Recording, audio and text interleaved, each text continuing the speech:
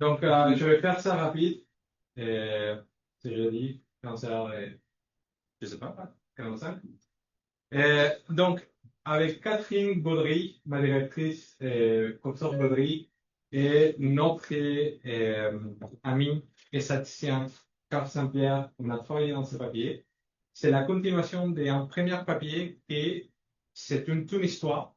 Laissez-moi vous amener avec moi. La première partie, c'est quoi les soutiens gouvernementaux offerts et la totalité de l'argent et les types de, on appelle dans d'autres les groupes des technologies et des financements que les entreprises utilisent ensemble. Ça, c'est la suivi. Et l'idée, c'est de voir est-ce qu'une partie de développement durable ou circulaire fait un impact d'innovation aux entreprises et comment est-ce qu'eux et les variables, comment est-ce qu'elles interagissent ensemble. Pourquoi là? Littéralement, je ne pense pas qu'il faut vraiment expliquer pourquoi la motivation de faire cette recherche, mais il a une partie, il a un enjeu budgétaire, peu importe, n'importe quel pays, les Canada et n'importe quelle province en tant comme le Québec, nous n'aurons jamais assez d'argent. Donc, il faut savoir un peu comment est-ce qu'on veut ambitionner le futur, quel type de entreprise, quel type d'impact est-ce qu'on va voir ensemble. Et je pense que ça, c'est la priorité numéro un qu'on devrait tous et toutes avoir. Et ça devrait être juste suffisant avec ça. Il a un angle mort empirique qui on commence un peu à chercher et à développer plus profondément, selon la nouvelle littérature et des papiers qui viennent de sortir. Et je pense que ça peut être un peu comme un premier étage pour des prochaines recherches pour des autres personnes. On a une super base de données de 2017, 2019, 2022. Et maintenant, Statistique Canada est en train de mettre ensemble la prochaine, que c'est 2025. Donc, ça peut être quelque chose pour le futur. Mais surtout, là, c'est la partie c'est la condition de planète et des entreprises. Est-ce qu'il y a une dichotomie dans la partie de croissance, dans la partie de développement durable, de l'effet qu'on a dans notre monde? Il y a des entreprises qui décident de ne plus investir dans la partie de développement durable parce que apparemment c'est plus rentable. Et aussi, maintenant, avec toute la partie qu'on commence à savoir de plus en plus, l'intelligence artificielle, et que ça consomme la moitié de l'eau disponible au monde. Donc, la question, est-ce que les technologies numériques circulaires et durables améliorent-elles réellement l'innovation environnementale ou non? Des firmes. Qu'est-ce qu'on utilise? Les apports qu'on a sont quatre. L'évidence canadienne au niveau de la firme, parce qu'on utilise, on va voir plus en détail, les types de données qu'on utilise, les types de tests, la partie numérique, on se focus pour la phase juste dans la partie numérique, mais on teste des autres types de technologies. C'est pas juste le numérique, c'est la partie des technologies de pointe, deep tech en anglais. On peut aussi voir des différents types de technologies de production, la chaîne de productionnement, et la partie, une variable dépendante à trois catégories, l'innovation, soit les entreprises innovent sans la partie de développement durable ou sans la partie circulaire, et les effets dans chacune, et les rôles de soutien du gouvernement qui pourrait utiliser des recherches comme celle pour prendre de meilleures décisions. Au moins, quoi, c'est loin. On sait un peu, j'ai déjà la réponse, mais bref. Les données, on utilise les sondages d'innovation des entreprises, CIPS en anglais 2017, 2019, 2022. On a trois systèmes technologiques, 31 variables et 12 bénéfices environnementaux. On utilise, ça c'est du CIPS. Je vais référer à la base de données en tant que CIPS. Désolé, c'est juste comment ça vient automatiquement depuis des années là. De commencer à les chanter maintenant, ça va pas bien. On utilise aussi des variables de GIFI et des autres données administratives. Mais dans un moment donné, pour les premiers papiers, on a utilisé les variables BIX que c'est les montants que les entreprises reçoivent de financement. Et comme on avait parlé, la première catégorie, c'est aucune innovation. La catégorie 0, la catégorie 1, c'est les innovations sans bénéfice environnemental déclaré. Et la troisième, c'est l'innovation avec au moins un bénéfice environnemental. On a divisé on a fait des groupes en utilisant tous les différents types de technologies de variables environnementales. Et on avait fait trois. Les premières, c'est ce qu'on appelle SIPS. On a utilisé les mêmes sondages, les mêmes catégories de l'enquête. Donc, technologie avancée, technologie émergente, la protection de l'environnemental et de l'environnement, les groupes de ressources durables et produits adaptés. Et après, on s'est cassé la tête. On avait dit, ça veut dire quoi? Comment est-ce qu'on fait? Comment est-ce qu'on peut les comparer? Donc, on allait voir la littérature, on a fait tout un revue et on a décidé d'échanger un peu, de mélanger un peu les groupes selon comment est-ce que la littérature est parlée. Donc, on a mis numérique, production, deep tech, énergie, économie circulaire, développement durable. Et on pensait que ça faisait un peu plus de sens. Cependant, on avait dit, c'est pas assez suffisant. Et parce que on aimerait voir un peu qu'est-ce que les dates brutes, qu'est-ce que les données brutes nous disent. Donc, on allait faire un MCA, une analyse factorielle des correspondances multiples, et on a vu c'était quoi la distance d'utilisation entre une variable et l'autre de cette entreprise. Parce qu'en fait, dans un moment donné, les données ne mentent pas. Quand même, on peut les torturer, mais ils pourraient nous donner les en plus. Donc, ils nous sont donnés technologie industrielle, technologie numérique, l'efficacité des ressources, les énergies propres et tout le reste. Tout le reste, c'est quand même un peu vague et fluide. Mais bref, c'est quand même juste La partie économique, c'est juste, on a fait des scènes logiques.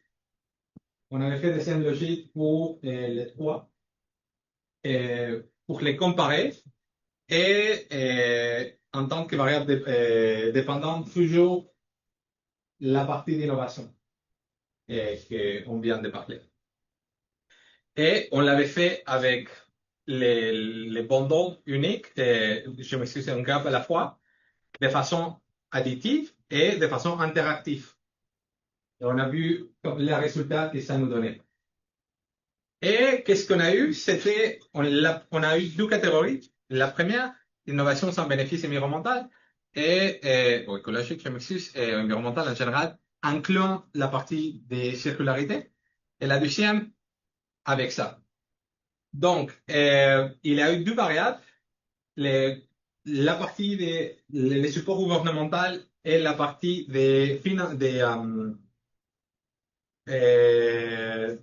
d'investissement technologique.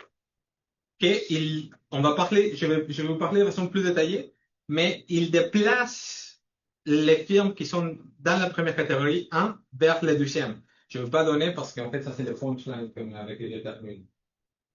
Et on a eu aussi des résultats intéressants parce qu'on a aussi les croisés selon les quotients. Parce que ça dépend beaucoup des types de l'entreprise parce qu'on ne peut pas comparer une entreprise minière ou pétrolier à une firme de conseil. Pas du tout ça. Et ça, c'est les secteurs en vert, un peu plus d'innovation environnementale et en fait les différences entre les deux. Ça c'est un peu beaucoup là, mais on l'a aussi la divisé pour les trois groupes pour voir les effets qu'on a dans chacun. Et maintenant, parce que le temps avance, ça c'est la partie la plus importante. Ça veut dire quoi? Ça veut dire que toutes les technologies ne sont pas les mêmes. Clairement, c'est évident. Mais ça veut dire que en fait, si l'entreprise utilise ou a répondu oui pour les variables environnementales et circulaires, c'est plus probable qu'ils vont utiliser aussi la partie numérique et pas à l'inverse. Parce qu'une entreprise est capable de faire beaucoup d'innovations, mais pas écologiques ou pas circulaires.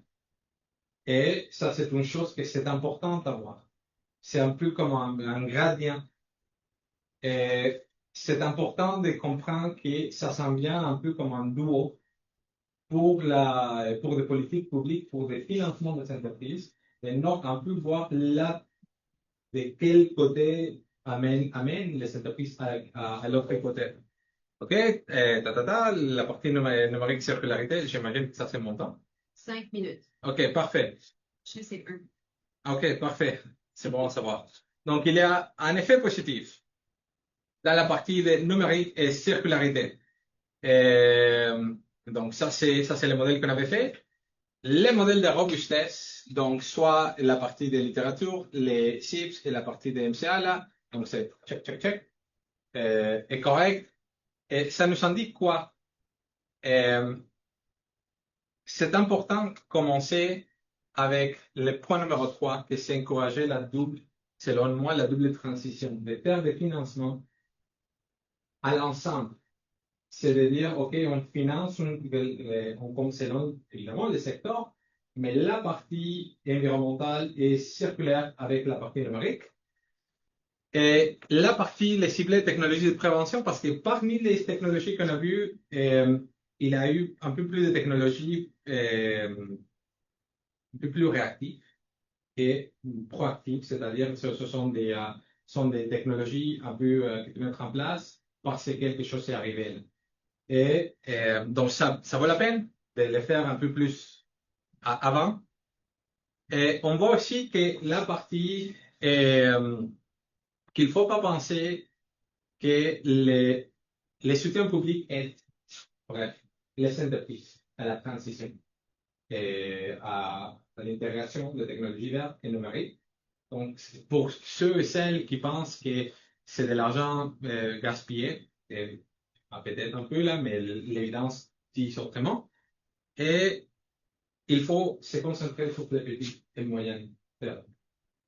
Et ça, c'est une chose clé qu'on a vue selon la taille des l'édifice. Parce que ils n'innovent pas assez dans la partie environnementale et numérique comparé au grand. Et pour les travaux futurs, en fait, il faut peut-être découpler la partie des supports gouvernementaux. Il faut aussi voir les,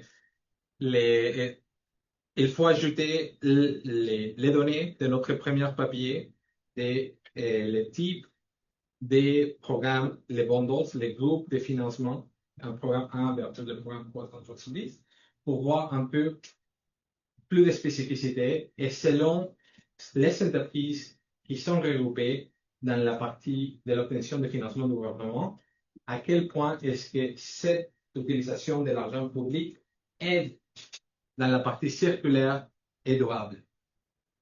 Et bref, là, c'est évidemment dans le limite, c'est une mesure autodéclarée. Est-ce qu'elle pourrait avoir selon plus d'indogénité, selon la réponse, parce que il n'était pas les questionnaires et les sondages n'est pas assez clair. Ils sont là.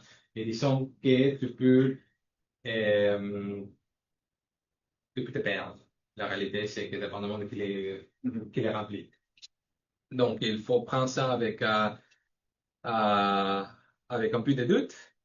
Et voilà, c'est ça. Merci beaucoup.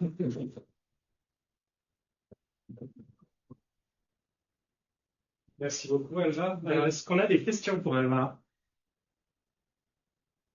Oui, Hicham. Merci. Donc, merci pour cette présentation. En fait, j'ai deux questions par rapport au modèle économique que vous avez utilisé. Donc, est-ce que vous avez fait des tests d'hypothèses, des tests en fait sur les données? Oui, oui, oui. Ça, c'est ma première question. Et la deuxième, c'est de prendre en considération le temps, le paramètre temps. Oui, Donc, votre modèle, c'est important parce que quand on dit innovation, donc ça veut dire innovation dans le temps. oui. C'est pas quelque chose. Donc, je ne sais pas comment vous avez intégré en fait cette dimension temporelle. Oui, merci pour la question. Premièrement, votre commentaire. La question d'innovation, évidemment, c'est avec le temps. On prend de 2017 à 2022, mais aussi on prend dans la partie de la combinaison avec le premier papier, c'est qu'on les fait, on va les terminer à faire avec une période d'un lac de 5 ans. Mais on peut voir un peu comment est-ce que l'utilisation de l'argent public a un effet selon les réponses. Le problème, c'est que l'enquête CIPS est sur 2017, 2019 et 2022, et maintenant 2025. Et les données circulaires et durables commencent jusqu'à 2017. On a des données de 2007, mais qui n'incluent pas, malheureusement, cette section-là. Oui. Oui. Il faut savoir, c'est pas une enquête longitudinale. Donc, Oui, il n'y a pas les 20 entreprises qui sont suivies d'année en année. Vous avez très peu d'entreprises qui ont des mesures répétées. Donc, on ne peut pas faire un panel en tant que tel. On peut juste mettre une demi-d'année. Et puis donc, on n'a pas d'informations environnementales qui sont avant la période 2015-2017 parce que ce n'est pas dans les données administratives. Donc, on fait avec l'enquête qui n'est pas construite pour être une enquête longitudinale. Alors, Anne-Marie, est-ce que vous aviez levé la main? Non. Non? Alors, il y a Yaya et ensuite Daniel. Alors, moi, c'est pas une question de compréhension. Oui. Il y avait des lignes un petit peu de catégorie, je crois, Oui. et il y avait statut d'immigration, non? Oui. C'est l'immigration de données ou le statut? Non, Ouais. je m'excuse. Et l'homme variable, c'est le PDG de l'entreprise. Et la variable, c'est si la personne est immigrante ou non. Donc, pas de mentalité, c'est pas ça. C'est juste d'où est-ce qu'il vient techniquement la personne. Et il n'a pas un effet. Oui, oui. Et aussi, on a mis la partie des gens, et non plus. Vraiment, dans quelques questions. Mais c'est un peu énorme. Et apparemment, ils ne sont pas durables. Ils ne dépassent pas 5 ans. Alors, Daniel et ensuite, avec toutes mes excuses, Michel. Est-ce que le bénéfice environnemental de ces subventions-là a été mesuré en tant que tel? Si oui, comment? Est-ce que c'est une déclaration d'entreprise ou Oui. C'est bon. La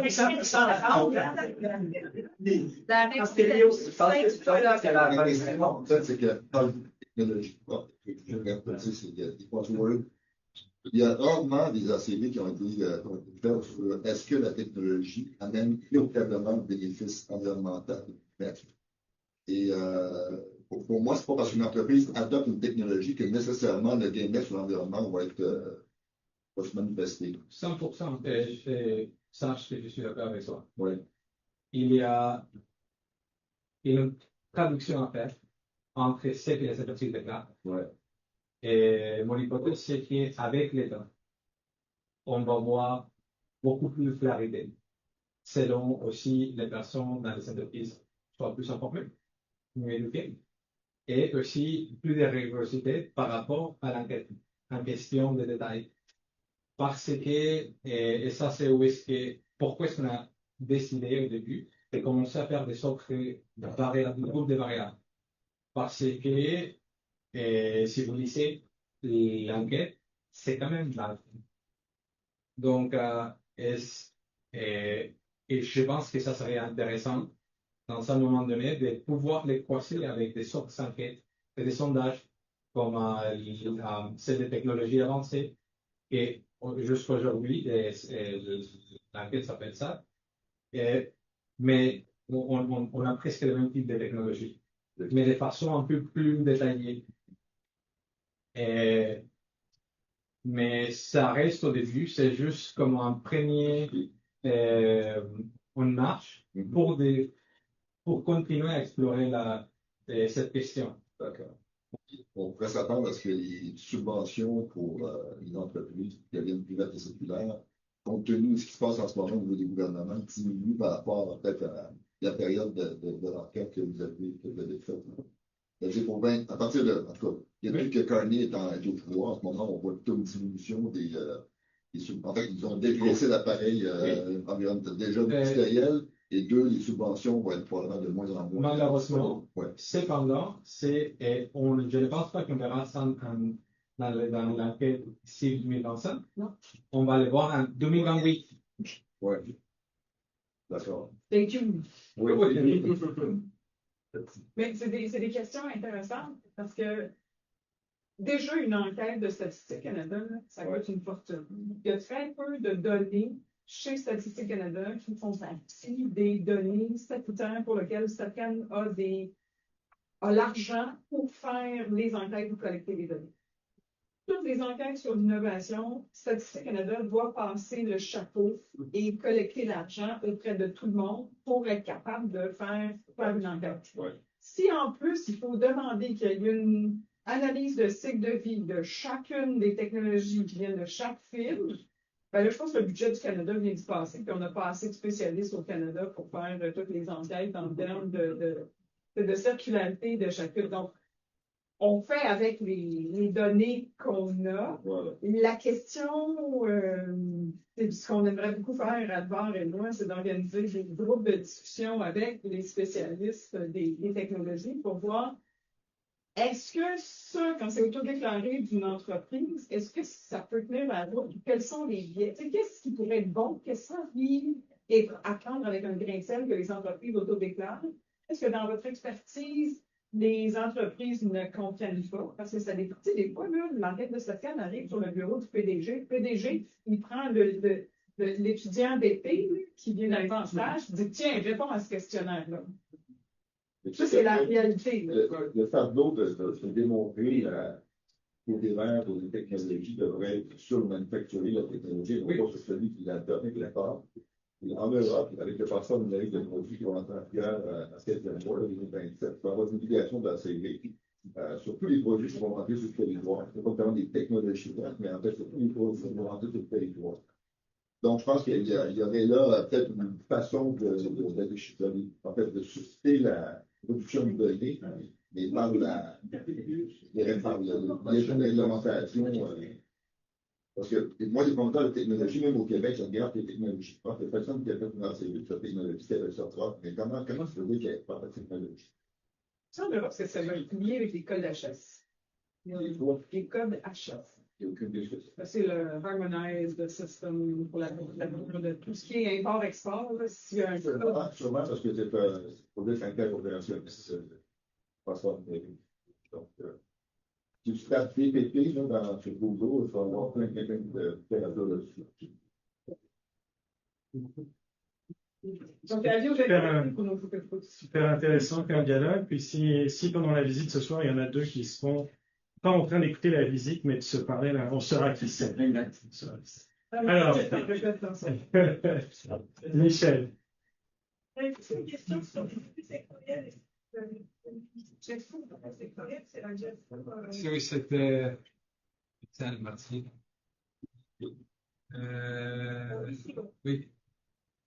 C'est, en fait, on l'a décidé à faire à quotient à 2 chiffres. Et en fait, et ça reste quand même un peu vague. Parce qu'on peut trouver jusqu'à 6 chiffres.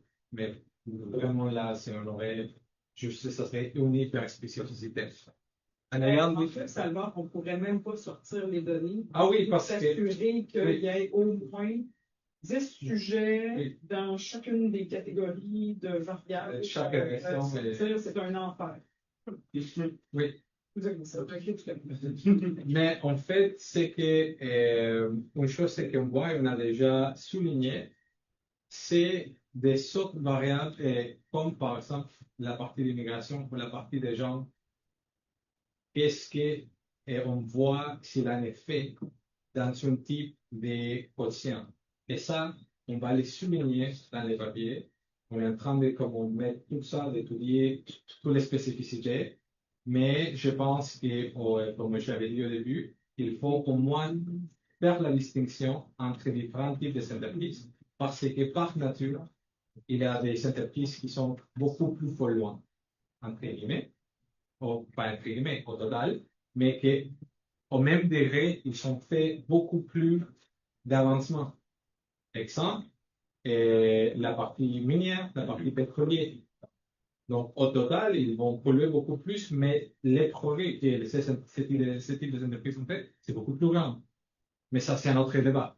Ça, c'est une autre chose, mais c'est quand même intéressant de faire la distinction. Pour la question. Merci beaucoup. Merci. Pardon. Raphaël, s'il vous plaît. Non? S'il vous plaît. Merci beaucoup. J'avais une question, mais peut-être j'ai juste loupé. Dans les recherches sur les constructions, on parle souvent d'une policy mix. Oui. Donc, la question ici serait si on dit, OK, on a ces données sur le financement par l'État, est-ce que ça ne serait pas intéressant de voir quels sont des outils politiques qui sont là ou pas là pour voir l'effet? Parce que je me souviens, par exemple, il y avait une méta-analyse sur les politiques climatiques. Ils sont dit, à travers beaucoup de pays, s'il n'y a pas de prix du carbone, presque tous les autres outils, on peut les oublier. Donc, pour l'effet, il y a très peu d'effets s'il n'y a pas le prix du carbone. Et je me demande ici si ce n'est pas des effets un peu similaires, si certaines politiques sont là. Un financement va avoir vraiment un impact sans ces politiques régulatoires Malheureusement, non. Okay. Cependant, une chose qu'on pourrait faire, c'est les découpler par province, par région. Exact. Et ce qu'on pourrait voir aussi, c'est les différents types de politiques par province. Disons par exemple la partie de l'Ontario, disons, et l'Atlantique et le Québec, qui on a des politiques environnementales différentes. Et ce qu'on peut faire, c'est qu'on pourrait faire en gardant depuis que, par exemple, M. Ford en Ontario a décidé de sortir du marché du charbon, c'est pourrait quand même utiliser un type comme proxy pour voir un type comme avant et après certains types de personnes connaissent quand ça s'est passé. C'est passé pendant la période qu'on a les données. Cependant, je sais pas, mais c'est quand même, je commence à penser live, mais malheureusement, nous n'avons pas ce type d'informations dans les enquêtes. Ce qu'on a comme information, c'est tout l'appui gouvernemental au niveau du soutien à la croissance et à l'innovation. Il y a certaines des politiques et des programmes qui sont tagués plus environnementaux. Donc, c'est à peu près le seul type de policy mix qu'on peut investiguer. Tout ce qui est prix du carbone, on n'a pas les données. Puis les données au niveau des gaz à effet de serre sont mesurées différemment dans ECCC qu'à SLAPCAN. À ECCC, ils ne sont pas mesurés sur la base de l'entreprise en tant que telle. Donc, nous, on utilise les microdonnées au niveau de l'entreprise. Donc, si on n'a pas la donnée sur l'individu, ça devient juste une donnée régionale. Alors, on ne nous permet pas d'avoir suivant la province. Ils nous l'ont donné par erreur. Ça, c'est pourquoi on n'a pas mis là-bas. Il y a des choses qu'on ne peut pas rapporter. Il y a tout un paquet de règles. Mais une dernière chose que j'ai oubliée, comme Catherine a mentionné, c'est qu'on peut voir, on a 136 plus ou moins programmes et familles de programmes financiers des gouvernements synthétiques. Et on peut voir aussi toute la partie qualitative de quel programme correspond à quel type de synthétique. On a déjà souligné, on a si je me rappelle correctement, il y a 13 programmes pour toute la partie de développement durable et circulaire. On a aussi, on a décidé de ne pas les mettre comme ça là, mais on a déjà vu certains programmes que c'est surtout pour les femmes. Pour les femmes, c'est aussi là, on a 11 programmes pour les femmes. Et ce qu'on n'a pas, c'est des programmes spécifiques pour les personnes migrantes. Mais ce qu'on peut faire, c'est juste regarder, en fait, si les entreprises qui ont reçu un type de financement ont une combinaison dans ce type de programme, comment est-ce qu'ils réagissent avec les régressions complètes. Ça manque en fait. Bon, c'est presque logique, non, de multiplier la force de l'argent avec autre chose. Si oui. on comprend ça bien. Oui.